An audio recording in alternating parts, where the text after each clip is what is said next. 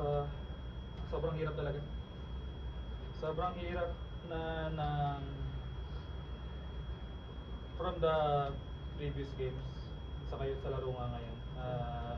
Syempre credit pa rin kay Farm, kay Coach Koji.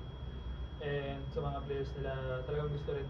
Wala naman din sila sigurong pressure na hinahabol bilang nakuha nila yung goal na makapasok ng semis. Dun sa part namin talagang ano lang.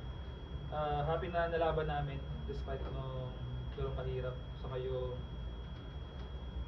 maraming challenges. Thank you, Coach. Sabi, in this match, you scored 30 plus points, and in the final stretch, you scored at least 4 points for PLDT. I guess what was just going through your head during that time to help get this win? I think we've had a pretty tough journey leading up throughout the playoffs, so we really came into this game really wanting it. You know, really wanted to redeem ourselves, and I think just the trust that I have on court with the girls, for everyone to do their roles, for everyone to back each other up and support each other, I think, you know, it's doing it for everyone else at this point, and just kind of finishing it off the season the right way. Coach, yun nga, chance nyo next game na makuha na yung bronze. Although naging mahirap yung first game, paano nyo yung pag-aandaan yung game 2 para makuha na yung bronze? Sa ganung game, talagang mental game na lang talagang mangyari bilang wala na rin kaming time mag-prepare kasi isang araw lang yung pagitan. So,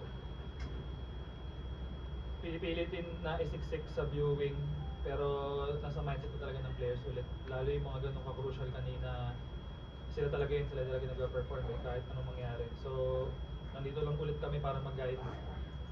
Pero hopefully, yun nga, makuha namin yung mga good points and mabukasan namin yung bad points na nagawa kami. Sabi, did you find it a challenge to quickly forget everything that happened prior in the semis? And I guess just how did you move on so quick and deliver a big performance right away in the bronze? I think when you've been in and around sport for so long, it's kind of just the way it is.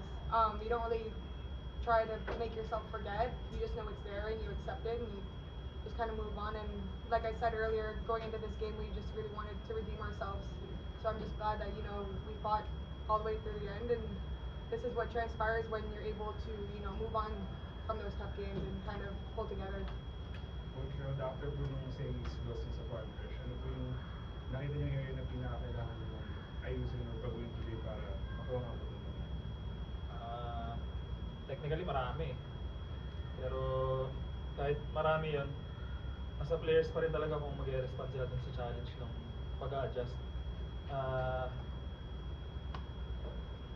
Yun nga, malaking part din talaga na sobrang technical din ni Farm.